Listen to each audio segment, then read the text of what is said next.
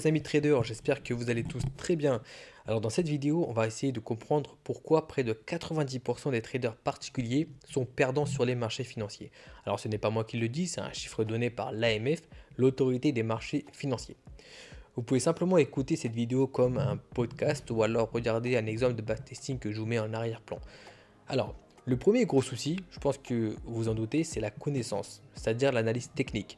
Dans le trading francophone, on est très en retard dans le sens où vous pouvez encore trouver aujourd'hui des formations ou des stratégies qui sont basées sur les croisements de moyennes mobiles, le stochastique, le MACD, les zones de survente, de surachat avec le RSI, etc.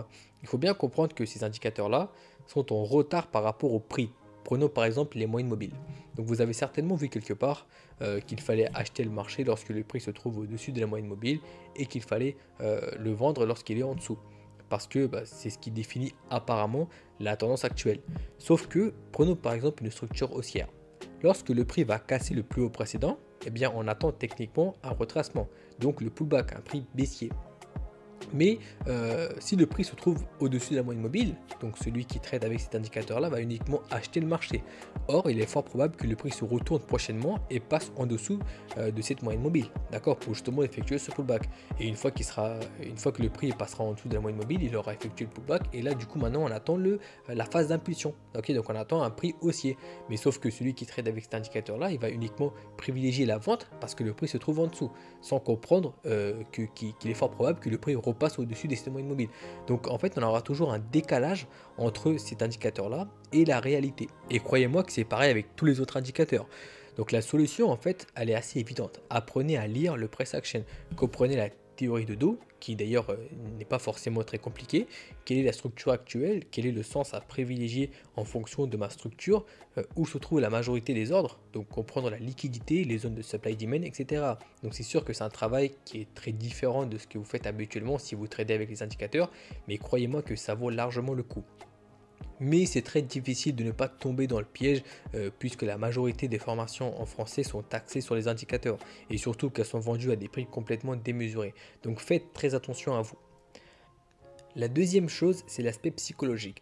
Alors j'ai déjà fait des vidéos à ce sujet que vous pouvez trouver sur la chaîne d'ailleurs, mais là on va rentrer un peu plus dans les détails et je vais être assez cru dans mes propos. Donc pardonnez-moi, mais il faut bien que quelqu'un vous dise la vérité. Alors la plupart des gens qui se lancent dans le trading ne se posent jamais les bonnes questions. Pourquoi souhaitez-vous apprendre le trading? Est-ce que vous souhaitez doubler votre capital, tripler votre capital? Dans ce cas-là, votre place, c'est plutôt au casino et non sur une plateforme de trading. Le trading, il faut bien comprendre que c'est un métier. Et lancez-vous uniquement si vous souhaitez être présent sur les marchés dans 5 ans, 10 ans, pourquoi pas 20 ans. C'est seulement quand vous aurez compris cela que vous vous donnerez les moyens de vous former et d'atteindre vos objectifs.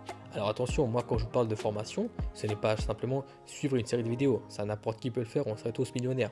Mais le but ici c'est de prendre connaissance d'une stratégie efficace, de construire votre plan de trading, qui sera d'ailleurs personnel, parce que pour moi ce n'est pas parce que moi je vous apprends une stratégie que vous devez avoir le même plan de trading que moi. Donc vous pouvez bien sûr prendre des éléments de mon plan de trading et construire votre propre plan de trading qui sera en fait totalement adapté à vous et votre personnalité. Donc une fois que vous avez fait ce travail-là, vous devez pratiquer encore et encore afin de créer une certaine confiance en votre plan de trading. C'est la chose la plus importante que vous devez retenir de cette vidéo. C'est la confiance en votre plan de trading qui vous permettra de patienter, d'exécuter un trade lorsqu'une opportunité se présente. Si vous êtes passé par exemple par le FOMO, qui est la peur de louper une opportunité, c'est que vous ne croyez pas suffisamment en votre plan de trading, si vous en aviez une bien sûr. Si vous êtes passé par le FUD et que vous avez eu peur d'appuyer sur la gâchette lorsqu'une opportunité se présente, c'est que vous ne croyez pas suffisamment en votre plan de trading. Certains vous diront que oui, je suis convaincu que ma stratégie marche, mais le problème vient de ma psychologie, etc. Mais si tu es convaincu que ta stratégie fonctionne, qu'est-ce qui t'empêche d'exécuter ce trade?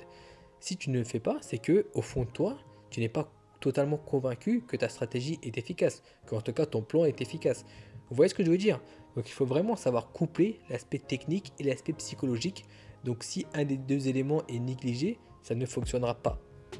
Maintenant, que faire pour créer cette confiance? Eh bien, c'est le testing.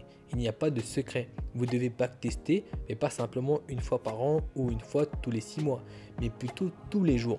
C'est comme, disons, entretenir une relation de couple. Vous devez faire un effort tous les jours si vous souhaitez que ça marche. Donc si vous faites par exemple du day trading comme moi sur l'euro USD, passez au moins 1 heure par jour à décortiquer le prix de A à Z, de la session de Londres et de New York par exemple. Donc c'est ce qui va vous permettre de préserver cette confiance en votre plan de trading et de durer dans le temps. Ce n'est pas facile, je vous l'accorde, surtout au départ, mais avec le temps ça va devenir une habitude et pour moi c'est ce qui m'a permis en tout cas d'être présent sur les marchés jusqu'à aujourd'hui. Donc voilà les gars, j'espère que ces vidéos-là vous aura plu. J'ai essayé de vous détailler au maximum mes propos. Au passage, si vous souhaitez avoir accès à ma formation complète et surtout à la communauté privée où vous aurez justement l'occasion de pratiquer et tout ça à un prix totalement raisonnable, n'hésitez pas à jeter un œil sur mon site internet que vous trouverez en description de cette vidéo. Vous pouvez aussi liker, partager la vidéo, ça fait toujours très plaisir. Et nous, on se donne rendez-vous dans une prochaine vidéo. Ciao, ciao.